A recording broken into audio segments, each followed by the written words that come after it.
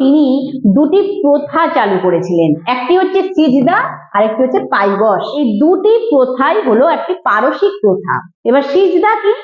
সিজদা মানে হচ্ছে সুলতানকে সাষ্টাঙ্গে প্রণাম করা। এবার তোমাদের মনে প্রশ্ন আসছে যে সাষ্টাঙ্গ প্রণামটা আবার কি, যেটাকে ইংরেজিতে বলে প্রস্টেরেশন উইথ অল 8 লাইনস। এটার মানে হচ্ছে আমাদের শরীরে যে 8টি অঙ্গ আছে, 8টি অঙ্গ কি কি?